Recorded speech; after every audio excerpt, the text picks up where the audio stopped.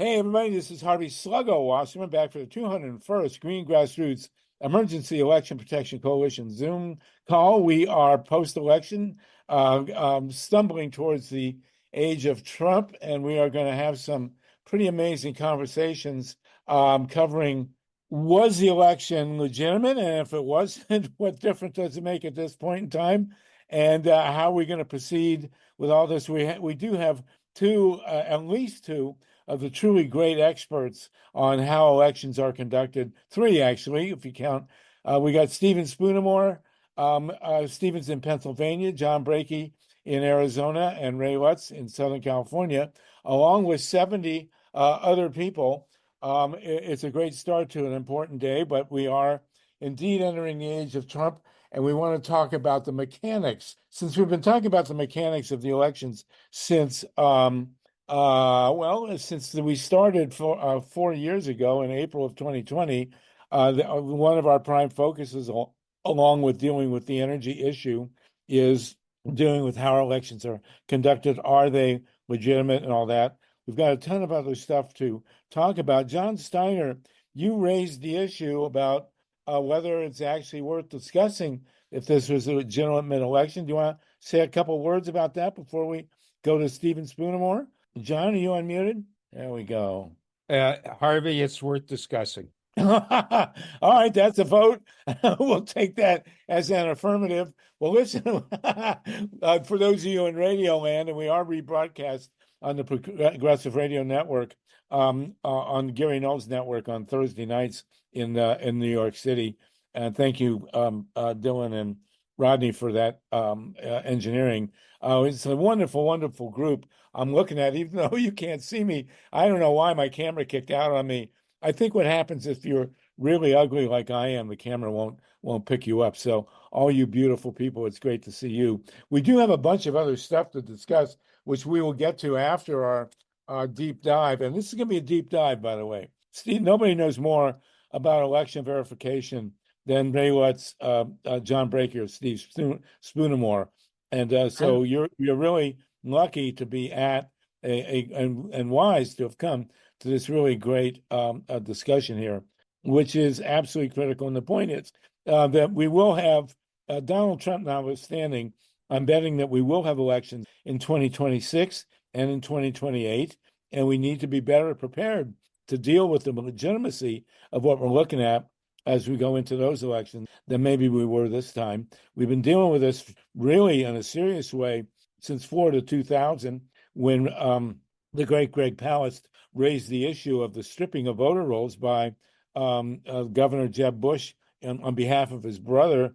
And then in Ohio 2004, when Bob Fitrakis and I did some deep reporting on what is obviously a stolen election. There were also critical issues raised in 2016 in Pennsylvania, Wisconsin, and Michigan. And of course, now everybody is wondering, how did we elect Donald Trump, and was it legitimate? And if it was, that's fine. If it wasn't, we need to be better prepared next time to deal with the physical realities of how we do our vote in this country. I do want to mention, we're going to later talk about some of Trump's cabinet appointees. We just had, I just read that Elizabeth Warren has actually endorsed Trump's nominee for the Department of Labor, which very interesting. Her name is Lori Chavez de Remen. I'm sure I butchered that name, and my apologies. But Elizabeth Warren is all in favor of her.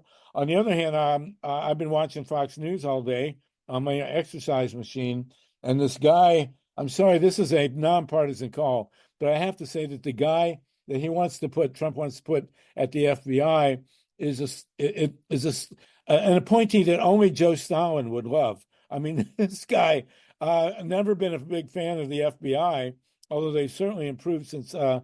Edgar Hoover's day. But this guy, Kash Patel, that Trump wants to put in there in the FBI, has everybody petrified. And we will discuss that in a bit, and get to other issues in a big way.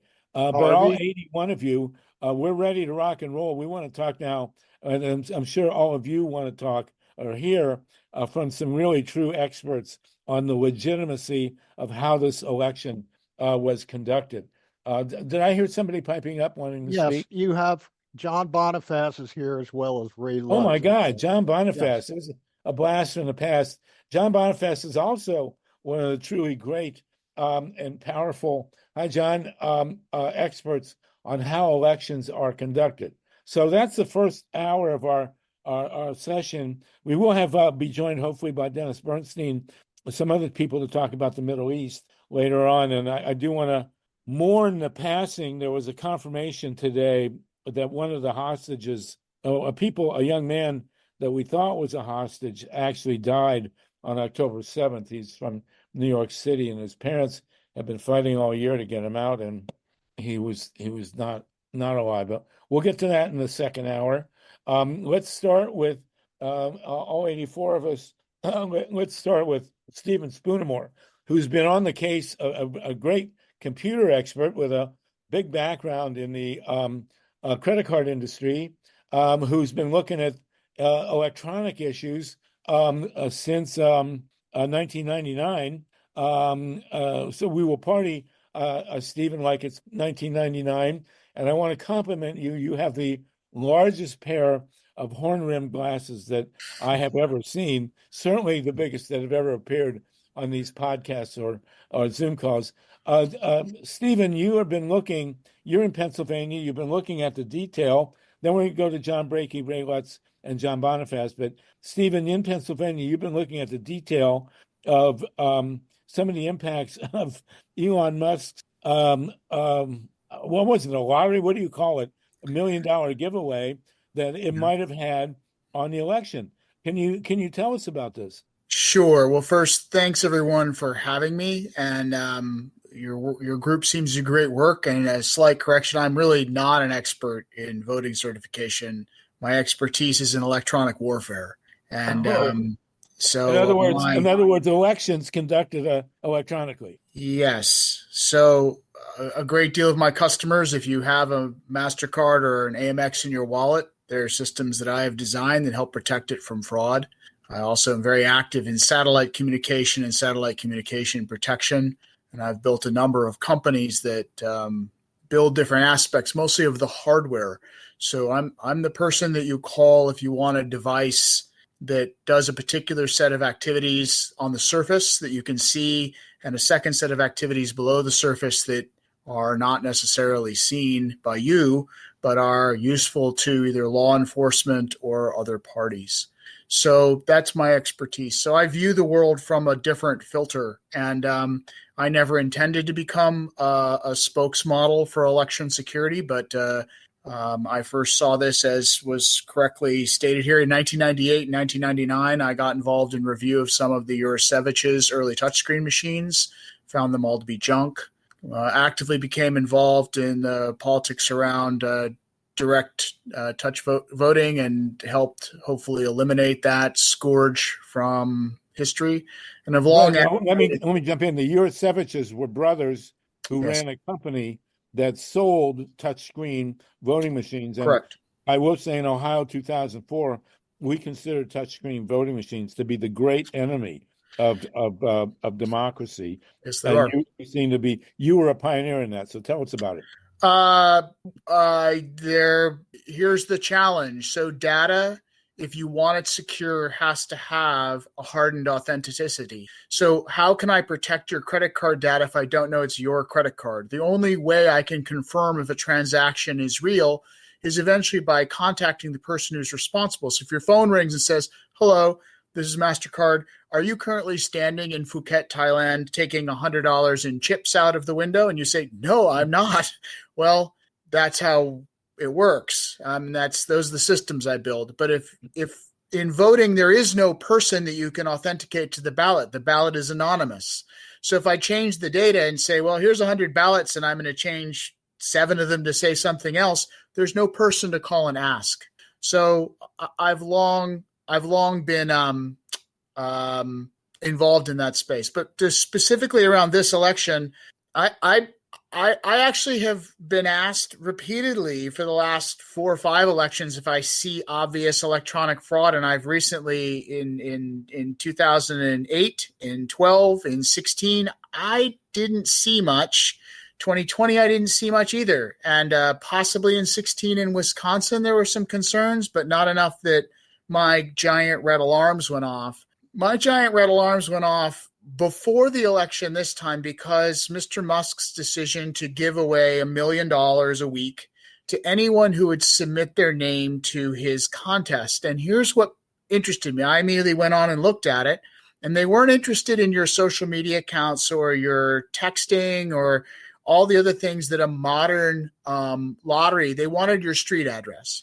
And the reason they wanted your street address is, and this is my working theory, they wanted to build a parallel e-poll book system in which people pledged to Trump had confirmed that they were voters, confirmed their address, and then the crazier thing, in the swing states, they also demanded you give them your electronic signature. So now you have now given all the information necessary to confirm a voter to a third party. And they were paying at first $24 to $100 per person, both to collect the signatures and addresses and to the person themselves who did it. And eventually in Pennsylvania, where they really wanted names, they raised the payment to over $200 per person. So my alarms were going off left and right because this looked to me like an effort to build a parallel e-poll book, and by a partisan activist who was supporting one candidate. And to me, that indicated that they may be attempting to either create fraudulent or straw voters, or to change or manipulate the e-poll book certification process to allow them to basically check somebody off as having voted who didn't vote, but then create a false electronic ballot on the back end. I stated Stephen, how did you get the $200? If you wanted to sign I'll get to that in a second. That's interesting. Okay. So I raised my concerns in public beforehand. I sort of rallied a lot of both my internal team and some people I've worked with in the past.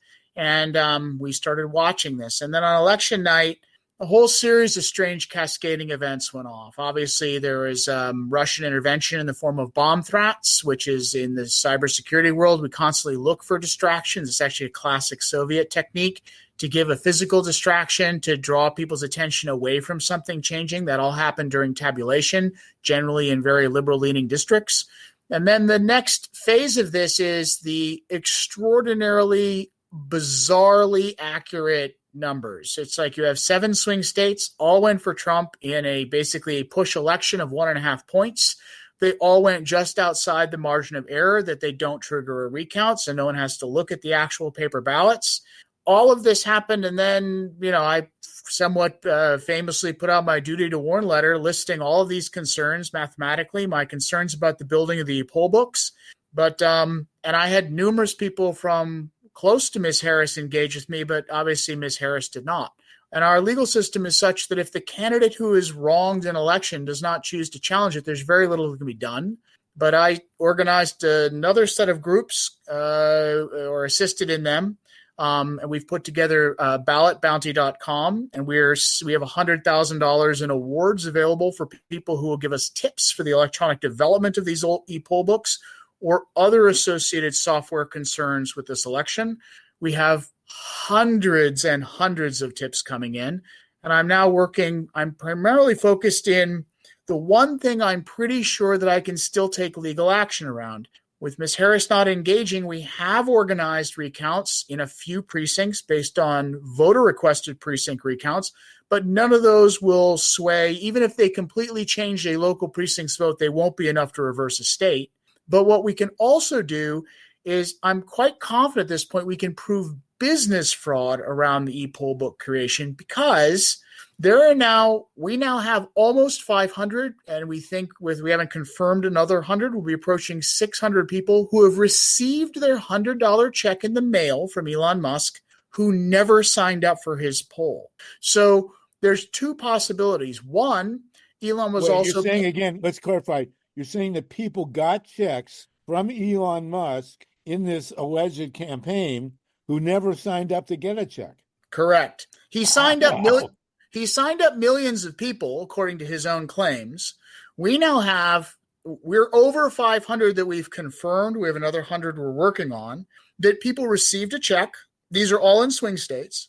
They did not sign up for his poll, but Elon Musk is awarding them this money. The reason for that is potentially twofold. There were signature gatherers who, one working theory is, they falsely created lists of people who are already registered to vote, claimed them on Elon Musk's site to get the referral fee, and then they just are giving up on the fact that the people who are signed up also get the $100. So they got part of the money.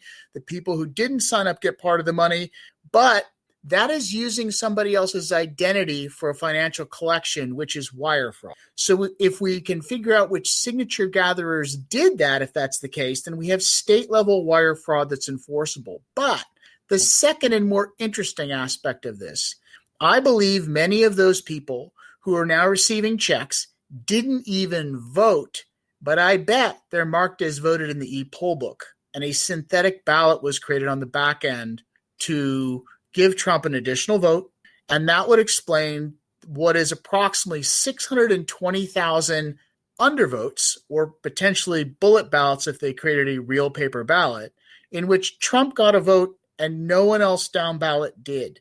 There's a huge, extraordinary large number of those in this election, way outside the norm, which is 1 or 2% at most in most elections.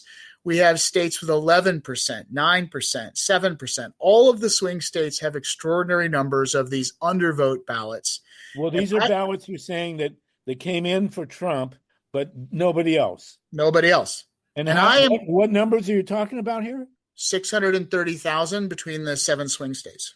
Oh, my God.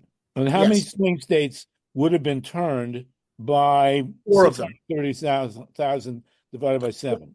In my estimation, if I am correct that these individual drop-off votes, a significant portion of them, maybe 450,000 are synthetic, it reverses 4 of the states for Ms. Harris.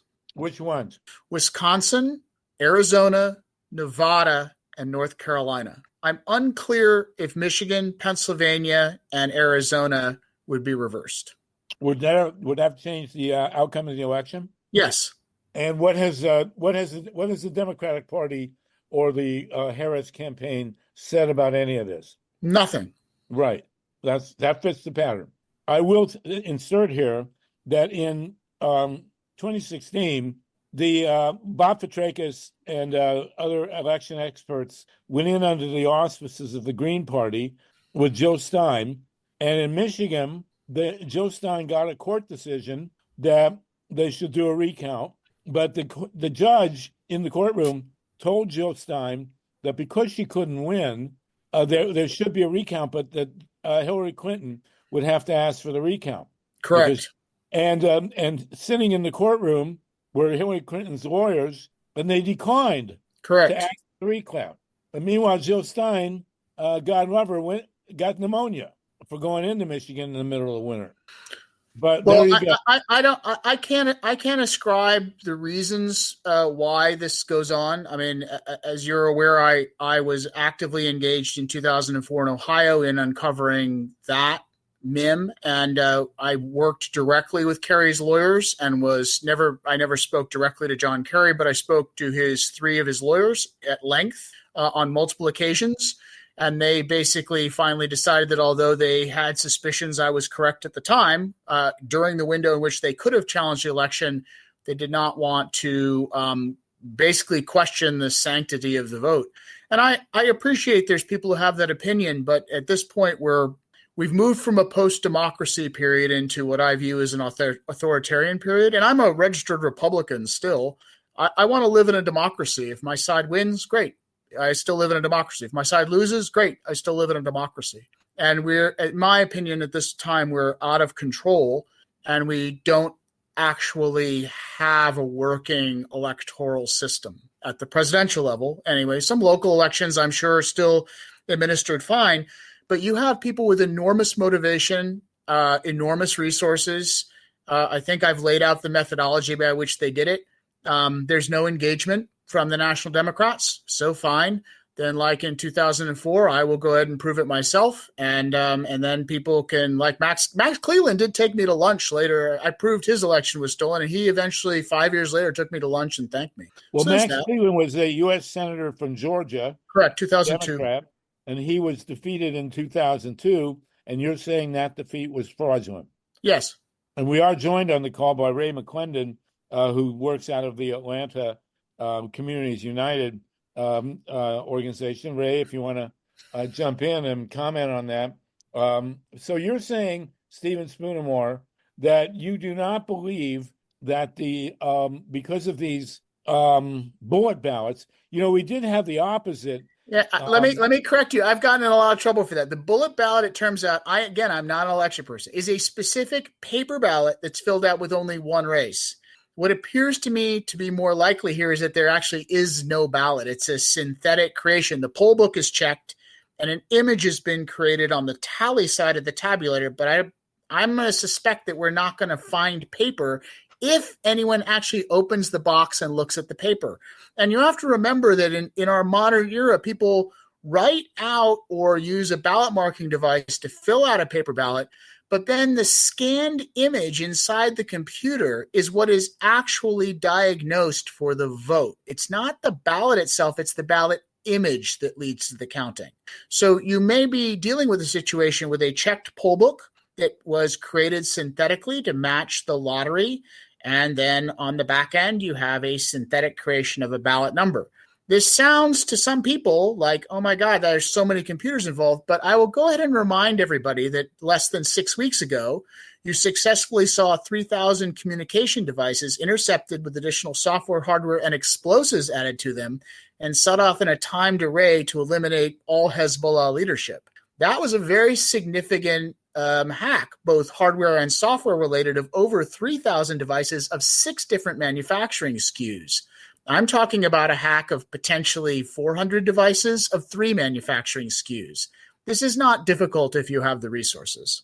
So are you saying that this phenomenon would involve adding fake ballots through the digital scan on the assumption that no one's going to go and look for the paper ballots? Correct. If there's no paper recount, which can only be forced by as you saw, even Jill Stein, our legal system is such that in most states, it has to be the aggrieved candidate. There's one in Colorado, but I don't think Colorado has this problem. I think the problem only exists in the swing states. In Michigan, there is one state house race in which the aggrieved candidate has had the tabulator come up with 3 different results, and it is moving toward the judge ordering a hand recount of that house race, which is 107 precincts. Now, that does not allow us to automatically recount the presidential, but if an observer is sitting over the shoulder with a clicker, they can certainly at least do a unofficial recount of what they see as it goes by during a hand recount. Are you talking about a U.S. congressional race? No, House district, Michigan House race. A state.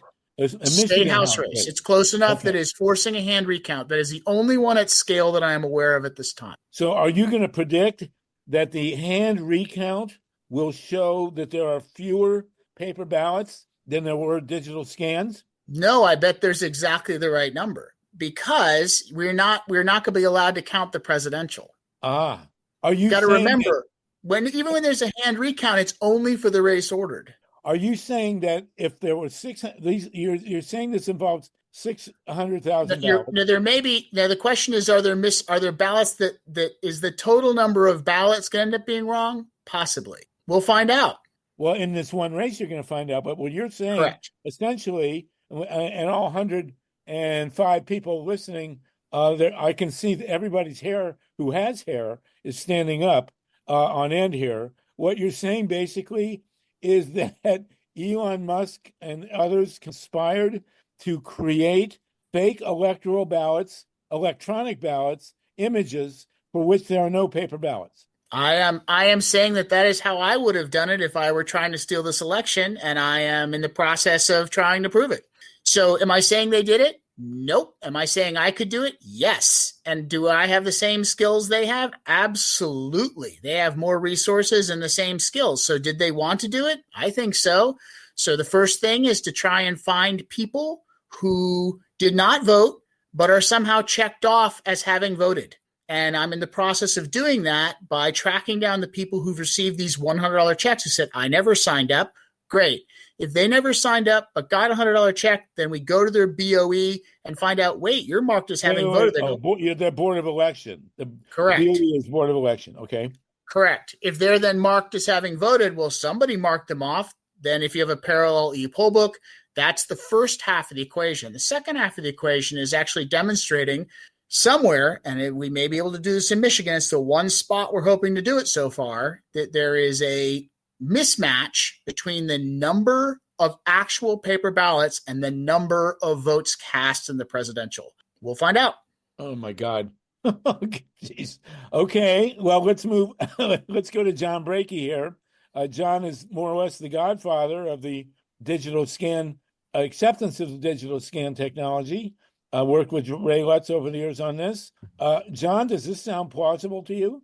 Yeah, that's what's kind of freaky about it. And, I think that there was some errors by calling it bullets by mislabeling and things like that. But, I've known a Spoonamore since I started practically in 2006. I think I first heard of him. Then I studied his man in the middle. And then the next thing you know, I spent 10 years beating up all the counties to get rid of getting rid of the modems and making sure that their systems were completely closed networks. And so Michigan is they mowed their results out. I was up there one time with Steve Rosenfield, and we couldn't even find Central Count. They had it so good and hidden.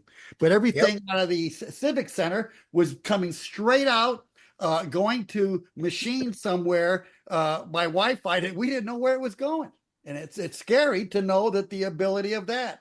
Yep. And then knowing about the satellite. I did a whole study on the man in the middle and found out about the Stingray, which is a device to intercept and they use for tracking. And I could see all of that kind of coming together. But the real thing is, for me, is that I want to know, because I want my party not to point fingers like the Republicans did at somebody else.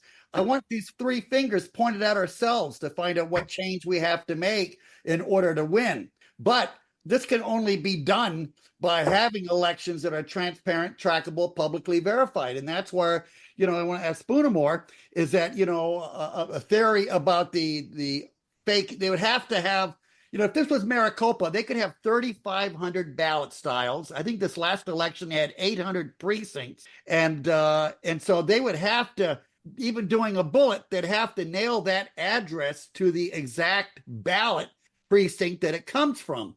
Do you see the capacity of that happening pretty easy for them to do that? No, this is a challenging maneuver, but it's not as hard as blowing up all of Hezbollah with 6 different devices with intercepts.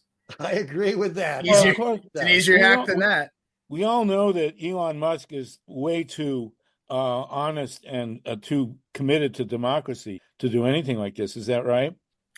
A lot of silence here. Okay, a lot of blank stares. We're talking with Steve Spoonamore, one of the great experts on computerized analysis of elections, along with John Brakey. I want to call on Ray Lutz now, and then we want to keep discussing. I mean, it's stunning to me. We're up to 111 people, and nobody's leaving. Ray Lutz, does this sound plausible to you? Ray, you're the great audit expert in Southern California. Well, thank you. I want to thank Stephen for bringing all this up. There was some fishy things in this election. And we do know that back in 2000, they changed all the machines over and they started using the touch screen, no paper at all kind of machines. Well, that was a big mistake. And they said, okay, we're going to need paper. And then we can check the paper to make sure the machines aren't hacked. The big problem Stephen was bringing up is so very true. Having a paper trail doesn't do you any good if you never look at it.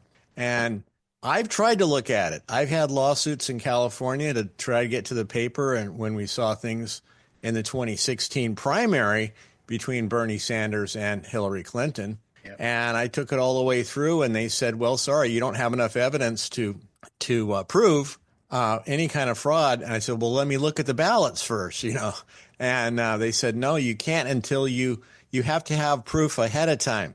So this is the problem that we have, is that we really can't get to the proof of this ballot paper trail before having proof. And so it may seem silly, but you almost have to have some kind of a story that goes along with, like, this is how it can happen. Now, Stephen may not be quite right about his story, but it doesn't matter. We need a story in order to be able to get and prompt these things going, because even if he's partially right, that's good enough. But I think that they should look into this, even if there is no story. You should not have to say, we think we know about fraud before you start looking at the trail. I think that to echo Ray's point, Ray is absolutely right. We created this situation with hand-marked paper ballots so there would be an auditable trail. But the only person who can get access to those ballots is generally an aggrieved loser of the election. No one else is allowed to look at them. So, okay, they exist, but how do you look at them? And if the candidate won't engage, there are very few avenues available to get to them. So in terms of my working theory as to what they did, we have proven that a substantial number of the people in this created lottery, one, the information matches an e-poll book. B, they were paid to give their signatures, which is really weird for a lottery. And C, at least 500 of them who are marked as having participated and got money for it say they never signed up. So we have a growing body of evidence that the pool, which I suggest was used for fraud, really exists. So if we found nothing there, I would have said, okay, well, it was wrong. But the pool is growing every day. We're adding more to the pool. Now the question is, does that pool have people in it who say, yes, I got my check, but no, I never voted, but they're marked as having voted in the e-poll books? Now all of a sudden, you've crossed the next bridge. How are you doing the polling to find out people who say they didn't vote? We're speaking to them directly. I'm actually working with 2 public reporters here in Pennsylvania and a group of lawyers who are contacting them. Oh my God. Now let me, thank you, Stephen. I don't even think that we need to have these aggrieved voters. Basically, what we found was in the intrusion in Mesa County, Colorado, which was done by Tina Peters, sentenced to 9 years in prison.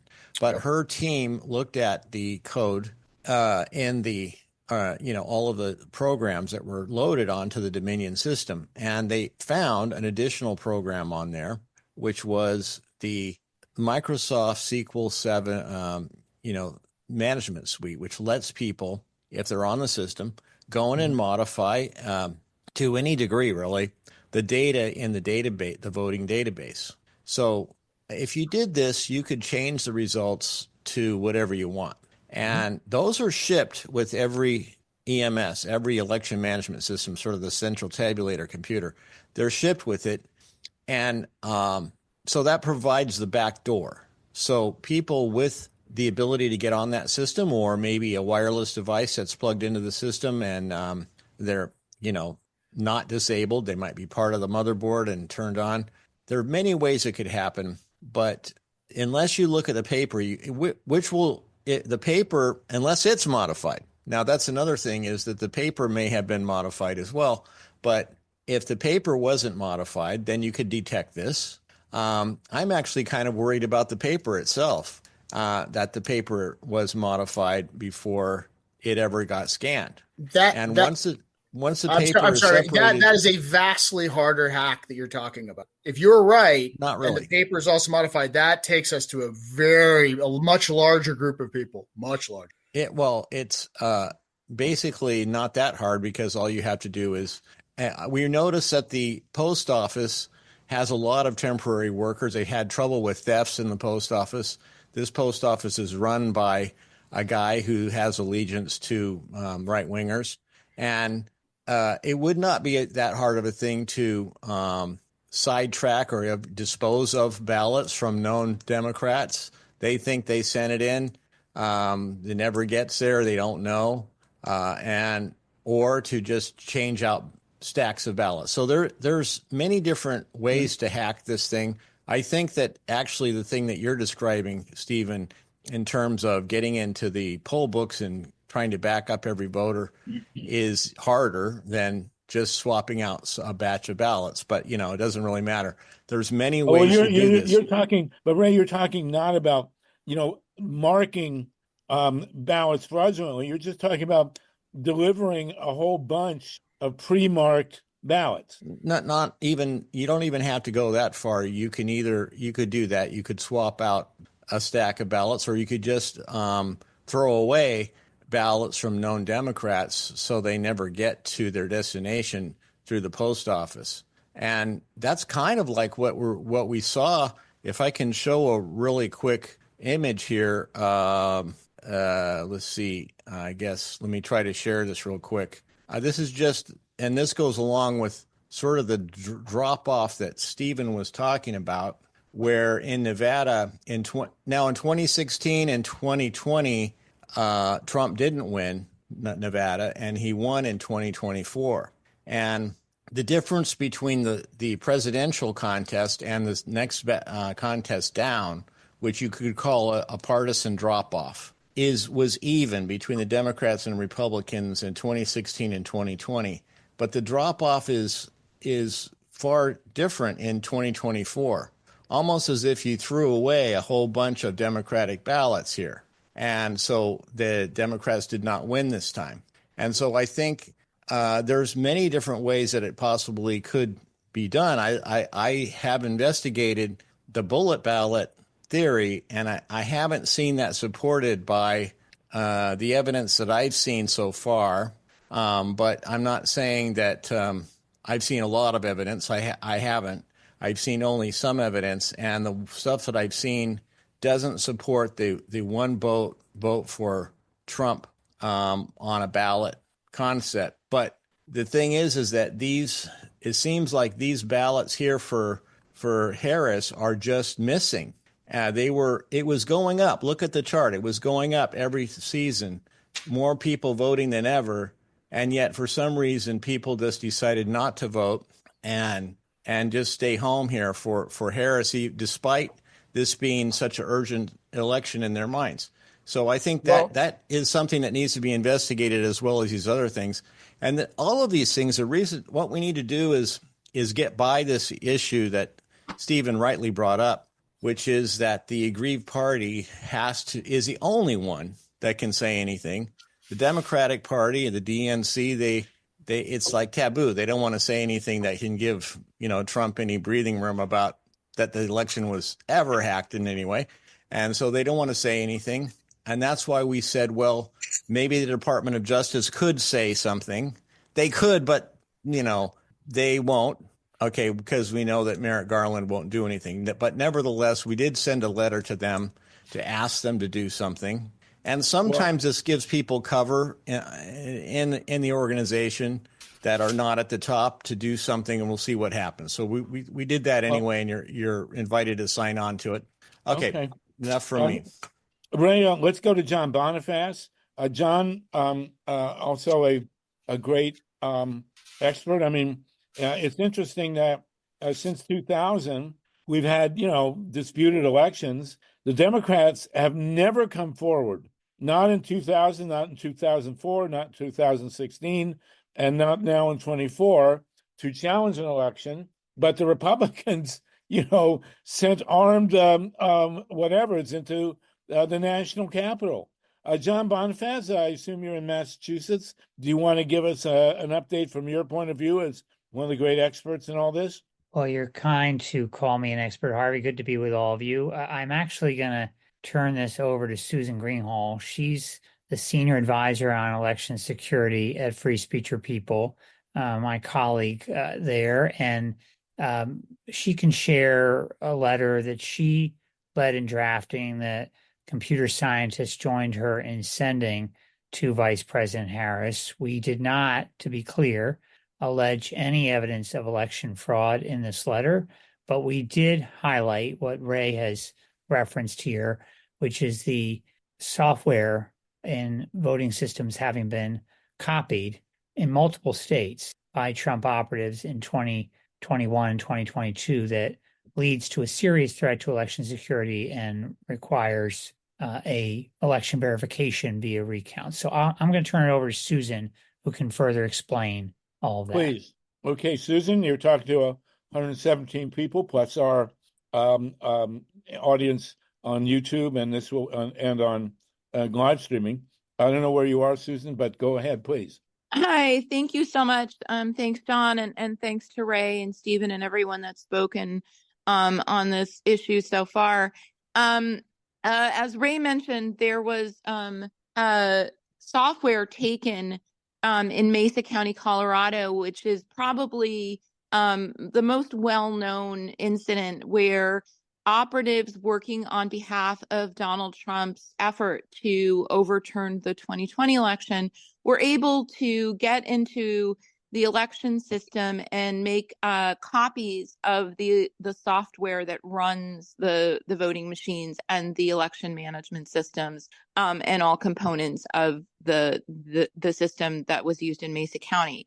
That kind of got a lot of publicity because the software ended up being posted on the internet. It also was at the Mike Lindell Cyber Symposium, which was held in South Dakota in August of 2021, while this effort to overturn the election was still ongoing. But what was less known is that similar efforts to access voting machines and copy the election system software also occurred in multiple other swing states. They were successful, and the software was then shared among a network of people that worked on behalf of Donald Trump to overturn the 2020 election. We know that breaches occurred in Coffee County, Georgia. That happened in early January 2021. It was uncovered by the Coalition for Good Governance and the other plaintiffs in the Curling v. Raffensperger litigation, which people, if you're familiar with it, yeah, you know about the litigation. But if you don't, definitely take a look at it. This is a lawsuit that's been going on since 2017, challenging the use of touchscreen ballot marking devices. I know Stephen spoke earlier about the problems of touchscreen voting machines. And while the debold TSXs are mostly a thing of the past, the vendors are now trying to promote and sell their new touchscreen voting machines, which have all the same problems as the old ones that we know about. So the Coalition for Good Governance and their co-plaintiffs in the Curling v. Raffensperger litigation uncovered the fact that this breach occurred in Coffee County, a southern rural county in Georgia, very small county, and they were able to get discovery through the litigation about it. The county refused for months to turn over surveillance camera footage of the incident, claiming that they didn't have it under public records requests. They also refused to turn it over under subpoena. Ultimately, they finally turned it over after the facts of the breach started to make it into the mainstream media, and the Georgia Bureau of Investigations got involved. So the plaintiffs were able to get not just the surveillance camera footage, which showed the breaches occurring, but they got all the documents that showed that the people that had gone in had been hired by Sidney Powell and another attorney that worked for Donald Trump named Jesse Banal, that they had been hired not just to go into Georgia, but to go into multiple states. And they also had documentation that showed that the software was shared again with the same network of people That includes people like Doug Logan, Ben Cotton, Jeffrey Lindbergh. These names may sound familiar if you've been following any of these breaches. So that's what happened in Coffee County, Georgia. Similar breaches also occurred in Fulton County, Pennsylvania.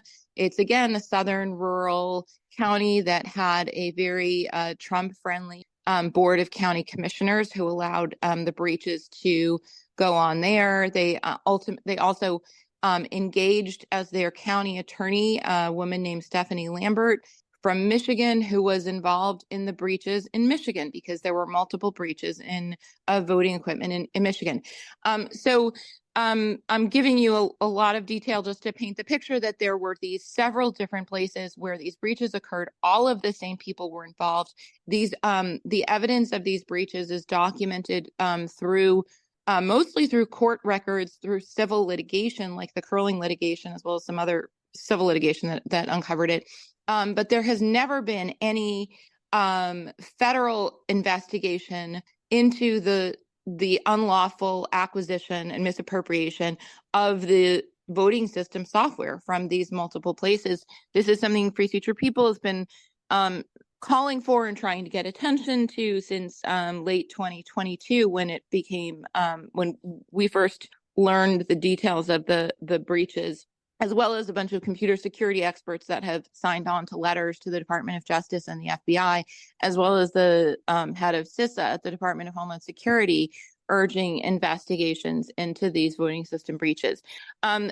Having software in the hands of bad actors makes it much easier for those bad actors to develop exploits and figure out ways to compromise the machines with a minimum amount of physical access, or potentially to exploit wireless modems in the states where they use wireless modems. This creates a higher level of threat to the computerized systems. And also, just one other important point, and that's one of the underlying or reasons underpinning our call for recounts of the paper ballots. As John mentioned, we've called for recounts of the paper ballots, called on Vice President Harris to initiate those recounts, because the software has been compromised, because it's been compromised by people that we know that tried to overturn an election once. And because of that, there needs to be verification of the paper ballots. One other important point I want to raise is that the software that was taken in Georgia, Pennsylvania, and Arizona was, and Colorado was all Dominion. But in Michigan, they obtained the voting systems from ES&S as well. So we have reason to believe they have software from the two largest vendors that count votes for most of the country. And I'll stop there. I hope that. Okay, if you can identify, and also John, of course, Brakey and Ray Lutz, of course, Stephen, put in the chat, please, how you can be reached. Susan, that will be great. He doesn't have his hand up, but I did want to call briefly on Ray McClendon. Ray, if your game, there was mention of stuff going on in Georgia. Are you familiar with these the questions about the veracity of the vote count in Georgia? No, that's outside of my purview. It's interesting to hear, but that's really not been where my focus has been. On election day in Georgia, did you see irregularities that might have affected the outcome? There was some disruption from the bomb threats that were strategic in certain precincts. Those were overcome as far as we were able to determine. Okay. But other than that, I really wasn't involved in this area of technical expertise on the ballots. And the big question then becomes, thank you for that, Ray, and your Communities United group, where we continue to support. John Brakey and the rest of you, what if someone from the Democratic Party was awake and listening to this conversation, which I'm sure is unique after the entire election? It's astounding. But what could the Democratic Party actually do? Well, it's a pretty simple thing, okay, that we go after a non-invasive, asking for the ballots and say we want a recount. It's not going to happen. These ballots are all stored in batches. If Maricopa They had 1,450 boxes before. Now they got 2 ballots per voter. There's 2,800. To put one precinct together, you would have to open up probably 2,500 boxes. But you could take the ballot images, which are married inside the CVR to the row that the vote's there, and we use that as a way to get the evidence to reopen. But going for the ballots right now, nobody's got a taste for that.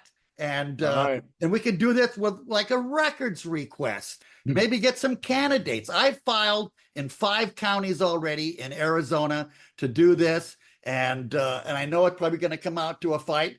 But the big thing is, at least we'll educate the public that the problems in elections are complicated, but the solution's really simple. It's called a ballot image and a cast vote record. With those 2 records, Ray, me, other people who understand the technology can look at it. But I do say one thing that Stephen's talked about. You know, we built a macro for Abe, and that macro is only 208 kilobytes. It's a good macro. It does good things. But a bad macro could be built that says every 10 votes for Harris, switch one to Trump. Those are things that could be done if you had inside ability with a sneaky thumb drive. And so that's where I stand. So I advocate, don't ask for the ballots, get the evidence, file a non-invasive records request, ask for 2 records, no more, and then tell them why you want them, and then publicize it to everybody. Thank you. Well, you've been sued actually for asking for records. So, Sluggo, we have. Yes, go ahead, Mike. Yeah, we have Mike? Paul Stokes on stack waiting to ask a question, and then Carla Sand. Okay, Paul Stokes, Carla Sand, and then Steve Caruso, please. Anybody wants to chime in on this? I hope you all understand how shocking this is. And also, we have a message from Dennis Bernstein. So I want to call on Dennis as well. But go ahead, Paul. Yeah, a couple of things. When I saw Spoonamore's work and read about it, it reminded me of what went on in the early 2000s, because this issue of computerized voting was recognized then as a big problem, and we should do something about it. And one of the things that was attempted but failed, and maybe should have, was to try to have the government be in charge of developing the voting machines, to take it out of the hands of private industry where there might be biases. Now, whether or not that even made any sense depends upon how you feel about the government in charge of something. Right. But anyway, it was recognized back there, and we tried to deal with it. Now, the way that, from my perspective, the way that we did try to deal with it, and in fact effectively did deal with it, is to establish post-election audits of the election results, and those would be put in place in a way that they couldn't be refused by the operation conducting the election. They had to be done as was established in law. So post-election audits exist, or maybe just recounts in certain cases, but I think all the tipping states have either an effective post-election audit or have accounts that can be easily requested by, let's say, Kamala Harris. Paul, hold on, Sluggo, just for a second. Paul, could you give us just a real quick bio of you, your background, and what you've done for the United Nations and others? Oh, well, I was involved in arms control for most of my career, and was involved with developing verification techniques on some of the arms control treaties that have been negotiated. One of them was the intermediate range nuclear missiles that were in Europe. Are you yourself a nuclear physicist? No, I'm an electrical engineer. Okay. Are you now, or have you ever been? So, okay, we're doing. I didn't get to finish my story. Yeah, please, Paul. Ahead. And I just want to underscore that as an electrical engineer, Paul has a deep understanding and some level of expertise in electrical systems. And when he talks about being skeptical about electronic voting, he's got that background to make that point. Paul, Well, please a lot of resume. us, Paul, let me put out here, a lot of us thought the problem was solved in 2020 when we had hand-marked paper ballots, and largely because of the COVID, mailed in and then digitally scanned. It seemed like, we had a system that could be verifiable and would guarantee us a fair election. We thought we had a fair election in 2020. We expected a fair election in 24. And the past hour, we've been hearing a hair-raising scenario that would indicate otherwise. And by the way, I want to mention it is hair-raising, but the post-election audits or recounts, I think, would reveal if this was done in, let's say, this election. After all, it has to be done in a pretty broad scale to be effective.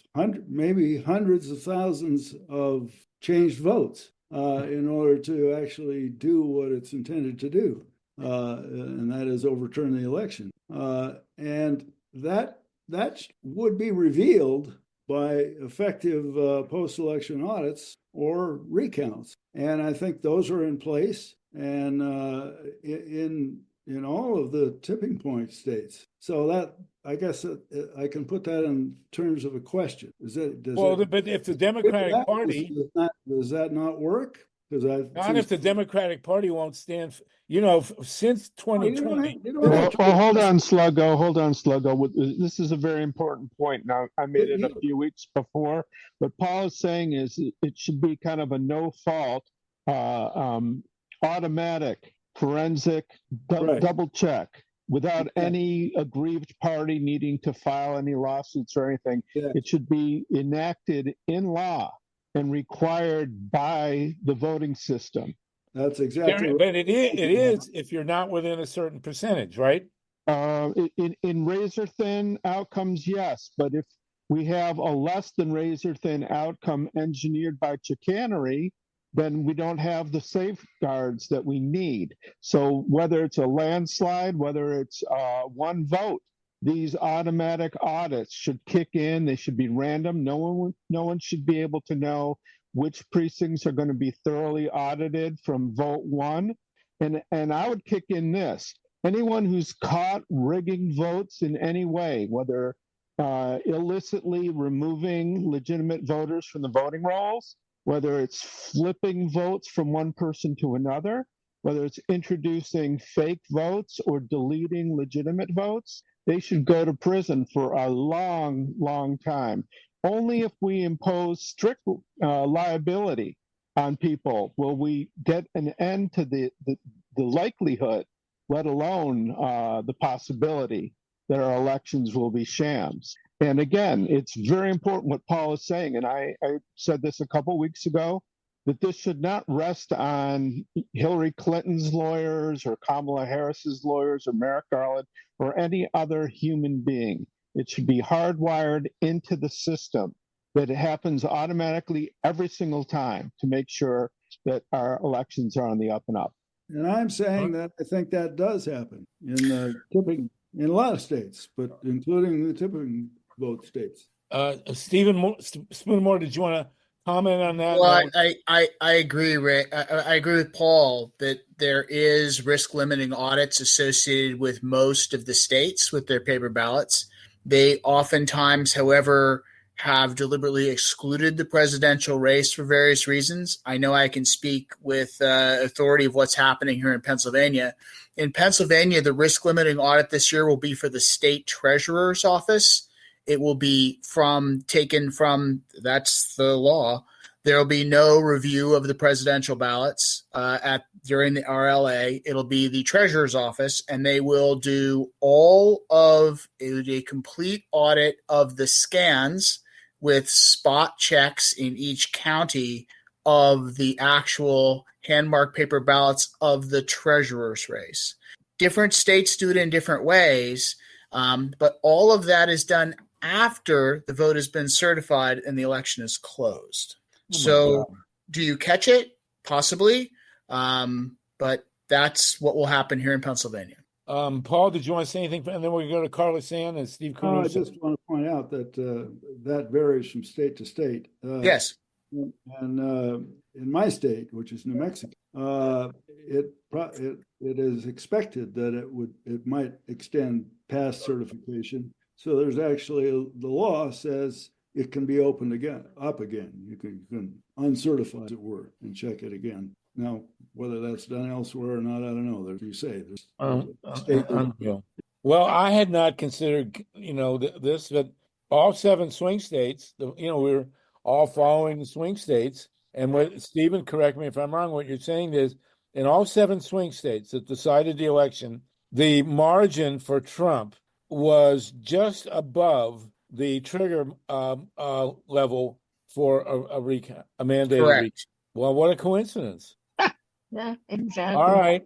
Carla Sand, and then I did want to mention again, Mimi Kennedy has joined us, one of the great stalwarts of the election protection movement. Mimi, I know you had another appointment. You've missed one of the most hair-raising hours ever to be broadcast in American history. So that's an understatement. Go ahead, Carla Sand, and then Steve Caruso. And then Okay, Vince, this is if you wanted to jump in. okay. This is Go ahead. This is Carla Sand, and I'm from Minnesota. And maybe that should tell you something, but I'm going to ask from Stephen. I have been listening to these sessions for months, all about this fraud. And I'm going to tell you that if you ask, I would say almost 100% of Minnesotans, they would not believe that any of this is happening, that there's going on. I've been an election judge for I can't tell you how many years, and the paper ballots and the numbers on the machines and the spoiled ballots and everything matches, and it's until we're there at 10, 11, 12 o'clock at night. So Minnesota. what I'm saying is, have you ever thought about checking and seeing how Minnesota does it? I hate to sound kind of chauvinistic, but we think we do it pretty well up here. And maybe the rest of the country needs some help, because Ken Martin is now in line to be head of the DNC, and maybe we'll straighten up this country. Okay, I'm just being funny. I would go ahead and say you're right. I think that Minnesota, Oregon, Washington, California, there are some great states out there. New Mexico is on that list that do a fantastic job. That's not where I'm pointing to the problem. So if you look at both my duty to warn letter and the follow-up data I've put out on the web, most of the states like Utah doesn't seem to have. Utah has like absurdly high voter turnout. Everyone fills out their entire ballot. The count always matches. And in most counties, they do an automatic hand recount. They take it seriously. They do the work. They get it done. Minnesota is the same way. Oregon is a gold standard. I'm not saying the problem is everywhere. I'm saying the problem is in some very specific places. And those specific places, I would love to be proven wrong. Great. In 2004, I said what I said about John Kerry's race. No one believed at the time. 4 years later, everyone said, okay, you were right. Let's fix this. This time I'm saying there's a problem here. Here's a working theory as to how this problem occurred. It's super easy to prove me wrong. Take the paper ballots out and count them. The problem is the only person who legally has the authority to demand that at scale is Ms. Harris. She has declined to do so. The only place we're even getting it kind of at scale is 107 precincts in one race in Michigan. We've also organized lawyers through a couple other groups. We're getting voter-requested hand recounts in a few precincts in Pennsylvania. And the one thing I realized I could do is organize to figure out what exactly was built on this e-poll book and why is this data requesting signatures and why are people getting paid that say they were never on it. There's at least business fraud there. The minimum is someone turn someone's name in to collect money on their behalf that they did not have approval for that involved their signature. So at least I already have the evidence, which will be turned over to the state AG in Pennsylvania, demonstrating business wire fraud. I've already found that. Whether it affected the election yet, I can't prove that. But I'm a dog with a bone. I'm going to get my bone. Well, part of the problem, Carla, in Minnesota is that people are too nice in Minnesota to believe an election would be stolen. But what can I tell you? Steve Caruso, thank you for that, Carla. Go ahead, Steve. Yeah, real quick, the Georgia machines were not updated as requested. So they kept the same software they had after the previous election where things were a little crazy. And as John Brakey was saying, the tests are like the VW software where you take it in to have it tested and it knows that you're having it tested so that it puts out the correct results regardless of what's happening. So, the audit needs to be a little more normalized, regular, and the rule and not the exception. Thanks. Well, so we've had another presidential election. Not many people outside this call are talking about the possibility that it was stolen. I'm convinced. Of course, I've been on this for a while, and I will say that the pattern has continued that the Democratic Party refuses to deal with this in any way, shape, or form. And after the Florida 2000, Al Gore had clearly won Florida. Didn't say a word. Well, he said a couple words, and then I spent the rest of the 2 decades blaming Ralph Nader. And then 2000, Ohio 2000, the Republicans didn't care at all that we were saying it was stolen. And here's 6 books that Bob Fitrakis and I have written. The Republicans couldn't have cared less that we were saying that, but the Democrats were down our throat. Hey, Sluggo, if the Republicans tried to steal the election, failed to, and then stormed the Capitol to try to steal it again. That was in 2020, yeah. So there you go. And the Democrats just sit on their hands and say, oh, well, let's blame the left. Exactly. Well, I saw Jim Carville, the great whatever, on MSNBC blaming the left. Ray Lutz, go ahead. So I kind of was really excited about audits and auditing when I first found out about it, because it seemed like that was going to be like the answer. Because, hey, I was trying to look at things and to verify, but gee, they're going to verify it by counting within the election office, let them do the counting, and then I'll just watch it very carefully. And what I found was that most of these audits are easy to thwart any kind of, basically they can run them so they find nothing. Okay. Los Angeles did this routinely for years, and I figured out what it was. The people watching it thought everything was fine.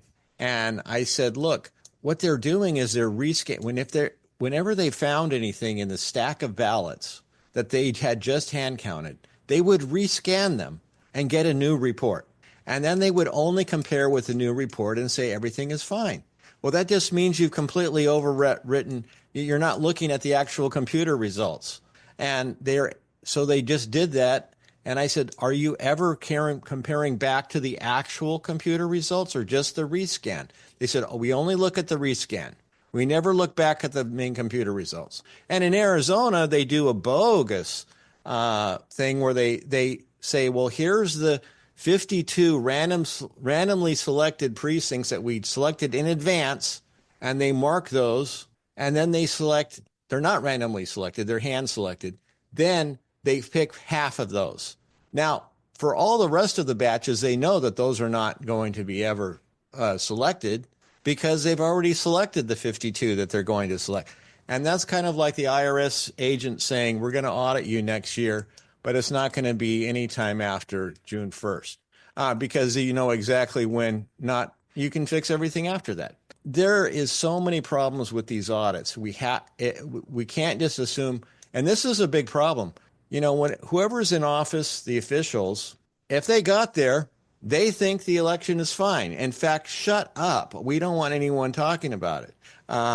So they can put people in and try to work it so that they're. And I swear to God, these machine makers have back doors and hooks in here and there, so that the officials can work the system. And I think they've sort of told them how to do this. That's just my theory. Basically, it is essentially almost a catch-22 where it's very hard to fix because we can't rely upon the people in office to do it. It winds up being our responsibility, but we don't have the ability to do it. Now, let me say one more thing. In Monmouth, New Jersey, in the last, I think it was the 2020 election, they did find that they had read in 7 thumb drives twice. The software didn't check for that. So you could just load in as many thumb drives over and over again as you want, and it accepts them as new ballots. They caught it, and then they required them to do hand counts and reverse it after certification. So if we actually find things that are wrong with the election and we can force them, here's the actual evidence that it's wrong, then they almost have to do it. Now, wasn't a presidential contest. So, I mean, Right. if that's something like that did happen, Trump would say, forget it. It's nothing that's real. So it's very, very hard for us. Well, this Thanks. is probably the most, thank you, Ray. This is probably the most comprehensive discussion that this issue has been subjected to with you great administrators and experts on this. I will say that this has probably been the most infuriating 2 days I've ever had with the Democratic Party, because again, they're doing nothing. And yesterday, Biden pardoned his son, but not Leonard Peltier. And I mean, come on, give us a break here. Don't get me going on that. I know we're waiting for Dennis Bernstein and to come on with Charlotte Dennett. And we will, if you guys will come back next week. I want to run through this again. We won't go through it again to repeat it, but there will be new developments over the coming week, I'm sure. And you guys can give us, please, along with Ms. Greenhaigh, a rundown of what more we know. This is too much. I mean, I thought, frankly, I was patting our movement on the back. I thought after 2020 that that this situation was solved. That we had come up with, and I've said this on the calls, that we'd come up with the perfect formula, which is hand-marked paper ballots, digitally scanned, and then with backups for the paper ballots. But if you don't count the paper ballots, what good is it? I mean, it's like in India in the days of the Raj, you would go into an office. I did this actually. I was in India, and I had to do something. I don't remember what. And the guy sits there and he fills out 3 forms in triplicate. And then when he's done, he takes one of them and throws them in the wastebasket. He just filled out 3 forms, and for no after not even looking at it, he throws the third form in the wastebasket. So here what they've done is they've thrown the paper ballots in the wastebasket. It's outrageous. And what are we gonna live with this guy for 4 years? I mean, oh my God. All right, John Brakey, then we can go to Dennis Bernstein and Charlotte Dennett. But this has been a phenomenal discussion.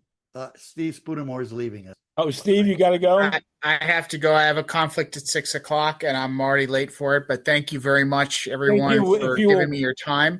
And if you'd like, our ballotbounty.com site is live. If you know people involved, especially in getting paid who say they didn't sign up, please have them report to me in swing states. We're building a huge database of that. We will continue to hunt them down. I have quite a team working on it, and I will give you guys a report when I know more. Thank you. And listen, if you don't mind during the week, if you could fix some stuff with my credit card, I'd really appreciate it.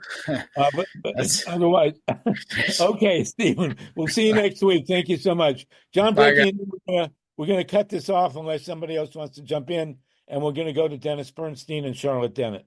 We've got Patricia Gratian also on stack. Who's that?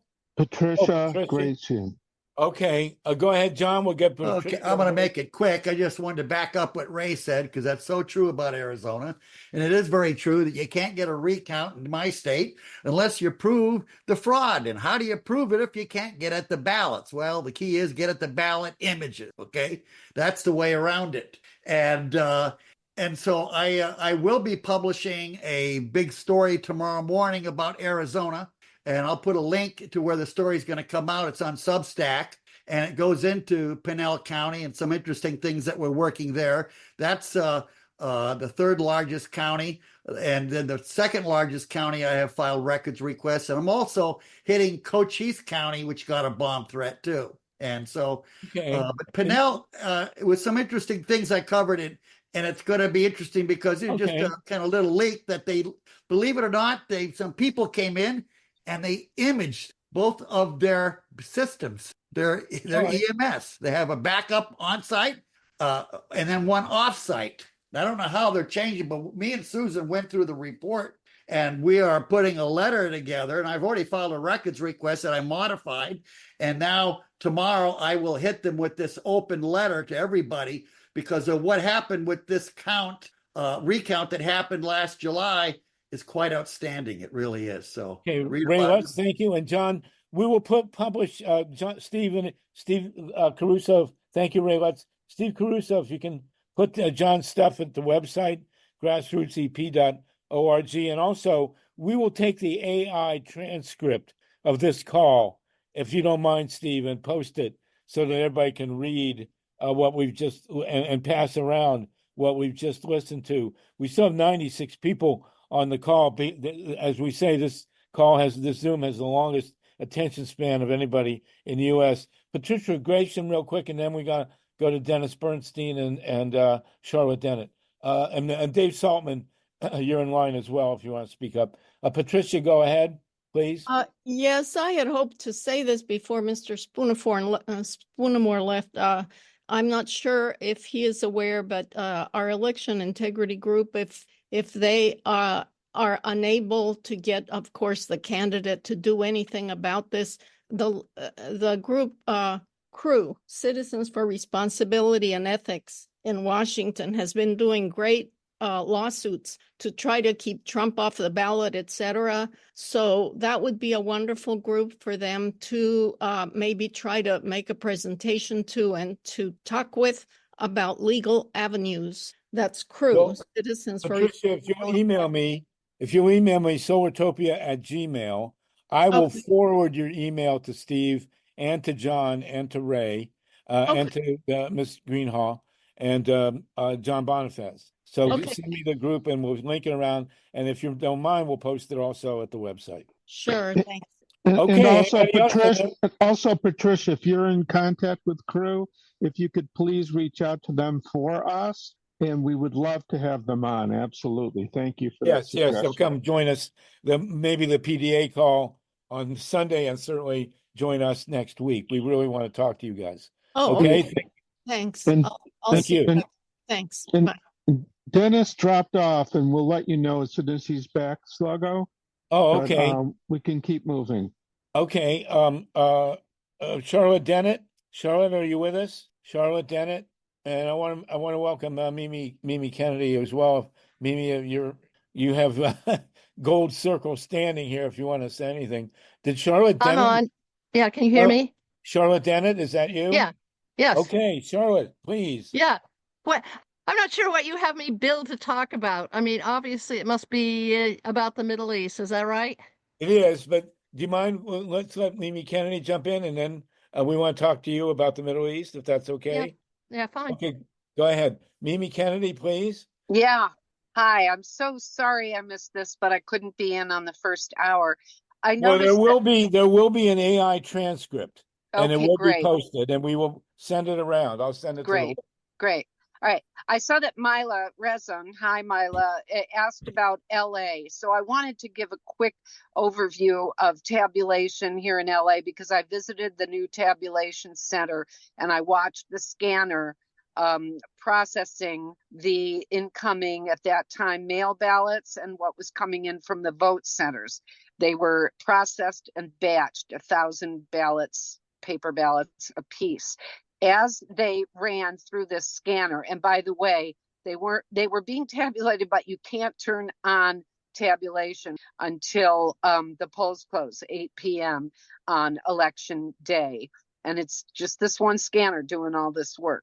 I think there was only one, there might have been two. But anyway, they're processing, they're taking the ballot image picture. And when you turn on tabulate, John Brakey is right. They take the votes and count the votes from the ballot image, not the paper ballots. But in LA, they do mark each paper ballot with the identification number that matches its ballot image. And then it is stored in these tabulated batch boxes, 1,000 apiece.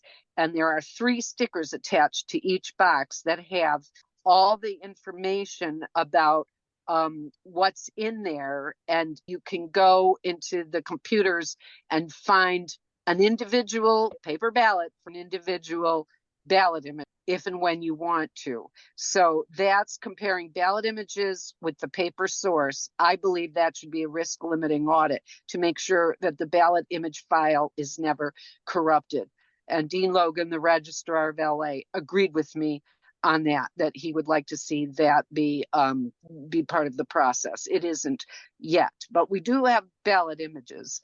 And I would just like to be in accord with John Brakey that checking ballot images against the cast vote record, which are data files created when tabulation is originally done in a jurisdiction, that is the way to do a quick and, with John's software, free recount of at least the ballot images. And then I'd like to, what I suggested to Dean Logan and John Brakey has always emphasized is part and should be part of this. Then do a risk limiting audit comparing your ballot images to your paper ballot source. But you need really good library bookkeeping for that.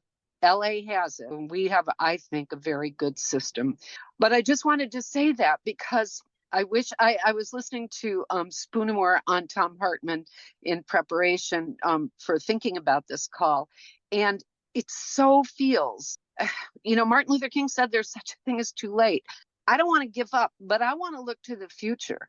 And I want to keep advocating for this free and much easier ballot image cast vote record audit and then a check to the paper source. Otherwise, I think you can dick around with ballot image files. And I think that's what Cyber Ninja was taking pictures of paper ballots during their fraud it 4 years ago to try to see if you could jimmy around with ballot images. Anyway, Well, that's what I wanted to say. If you do, I thought as I said, I thought we had this solved in 2020. It's great to see you, Mimi. I'm sorry my camera's not working.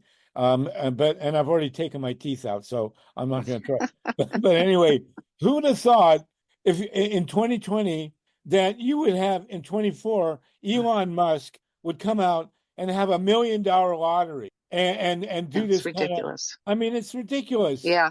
We have our system is $1, one vote, and that's exactly how Lewis Powell set it up. It was consciously done, and here the chicken has come home to roost. I will say one thing, and Charlie will get to in a sec. In general, in American history, I am a historian. The second term of a president is always a nightmare for the president. It's almost without exception. Grover Cleveland, the first guy to be elected in non-consecutive elections, his second term was a complete disaster. The entire economy crashed. You look at Lyndon Johnson's second term, Bill Clinton, George Bush. The second time around, a lot of presidents didn't survive their second term. So, Franklin Roosevelt's second term was a total disaster. So, he did the Supreme Court thing. So there you go. Anyway, Mimi, I'm really glad you're on the case. Thank you, everybody. We will make the transcript available. We will make contacts available. And it was an astonishing. We were over an hour with this. People kept coming, and that was as important an hour as we're going to hear in American history. And thanks to thanks to AI, it is transcribed. So and we will. Sluggo, we also have the video. Oh yeah, we have the video. Yeah, we do. Exactly. I wasn't on it, which makes it 10 times better. So, all right, you guys, listen, it's wonderful. We're going to switch gears a little bit now. There is one thing I might want to make sure 100% that we say here, which is Elon Musk. Who is this guy? An immigrant from South Africa. You should see what Greg Palast has to say about him. Has threatened a lieutenant colonel in the U.S. Army who dared to testify about Trump. And, he quote from Elon Musk, he, quote, will pay a price for having testified against Trump. This is right out of the Joe Stalin, Pinochet, Adolf Hitler playbook. Where does Elon Musk get off threatening a lieutenant colonel in the U.S. military for having testified? Come on. It's ridiculous. Okay, listen, we're going to move ahead now. Thank you, everybody, for sticking with us, and we will continue. We will have the Spoonamore back, and maybe you can make it earlier next week with Ray Lutz and John Brakey and Susan Greenhaugh, maybe John BONIFAZ. This is amazing, truly amazing. Okay, Charlotte Dennett. We're going to move into the Middle East now. We're at 3:30 Pacific time. We've been doing this an hour and a half, but we're really glad you persevered. And give us what you want to tell us, please. Oh, first of all, I'm so heartened to hear that so many people think the same thing that I've been thinking. I'm just so glad some of you are working on this. I don't know. I smelled a rat from the beginning. I have this sort of ability to do that, and I'm sure many of you do too. And don't let it go. Bravo to all of you that are investigating. Appalling that the Democrats are just laying down on this. So that's my comment on that. Oh, that's what they do. Yeah, with regard to the Middle East, kind of similar. I don't think there has been sufficient attention to what the end result, the end game to the wars in Gaza, now Lebanon, now Syria. And there's a reason for that, because the end game involves a subject that I am intimately familiar with, which is oil. And just to give you a little background for those of you that don't know me, I'm the daughter of America's first master spy in the Middle East. I was born in Beirut, and my father died in a mysterious plane crash after a top secret mission to Saudi Arabia. Long time ago, this was in 1947. I was 6 weeks old, and it wasn't until later I was a journalist for the Beirut Daily Star in the early 70s, and I began to realize that I was sort of retracing some of my father's steps, and I wanted to know more about this man who I never knew. You know, why did his plane crash? And ultimately, after quite a long investigation, I sued the CIA, and I got some incredible papers. And one of the great documents that I got in 1943, which to me is very key, it was an analysis of the work he was going to do before being posted to Lebanon at the time with the OSS, later Central OSS was the OSS Office, was the Office of Strategic Services. It was America's first wartime first intelligence agency. Then and it was the predecessor to the CIA. Yeah, that's right. It morphed into the Central Intelligence Group and then into the CIA. So this document, which were really he was recapitulating his marching orders.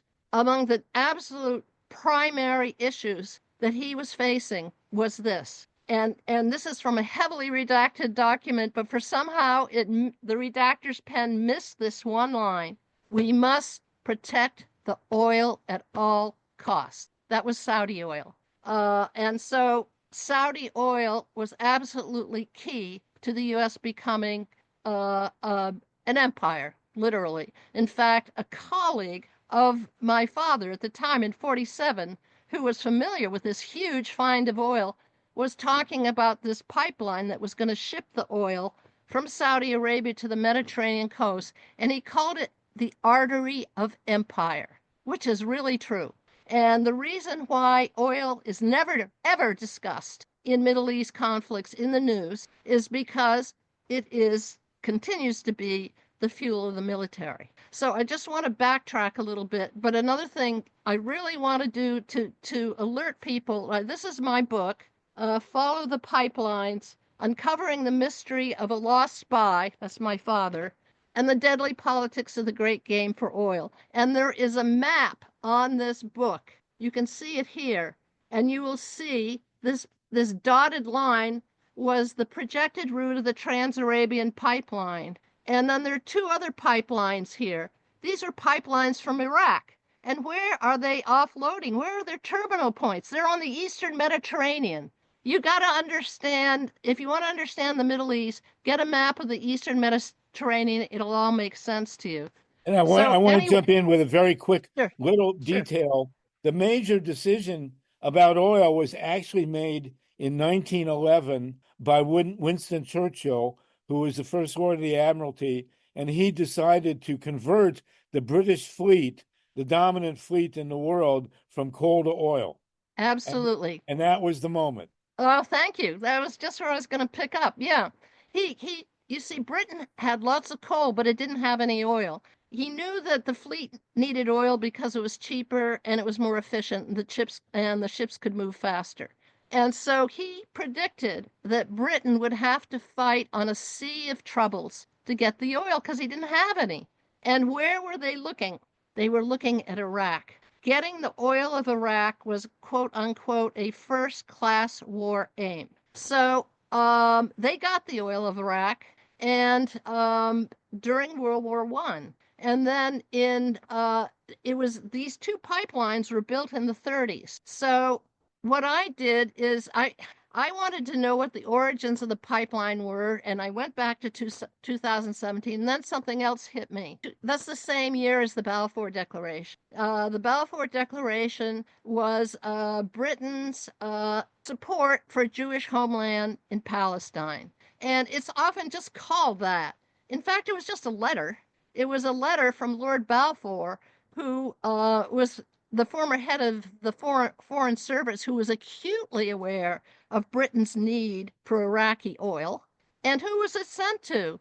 Lord Walter de Rothschild, the scene of the huge banking and oil fortune. So there are actually some Israeli scholars now who are digging into the archives, and I've put it in my book, and they realize that having that oil, the Iraqi oil, transported to Haifa, Palestine, that is the terminal point of the southern branch of that pipeline. Having it go there was very important for Britain's imperial interests. So to my mind, that gives greater weight to the concept that we have to reanalyze what the creation of the state of Israel was really all about. Was it really because Britain cared about saving the Jews? I had a Jewish author and friend who said to me, I always wondered, why did the British care about the Jews? They were anti-Semitic to the core. They didn't care about us.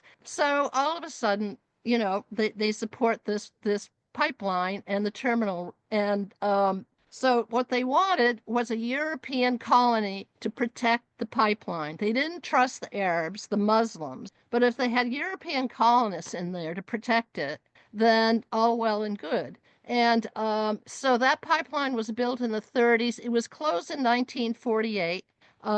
Iraq was opposed to the state of Israel, and so it cut off the oil. And I will say that going all the way up to the war in Iraq, Benjamin Netanyahu was a big fan of the Bush invasion of Iraq, and his dream was to reopen that pipeline or to build another one running along the same route. And that's in my book too, in which he says, after the troops had been sent in, he said, soon the oil will be flowing to Haifa. It's not a pipe dream. Turns out it was a pipe dream. It still hasn't been built. Why? I can go on. Why hasn't it been built? Because of conflict. No bank will finance a huge infrastructure like pipeline if there's conflict.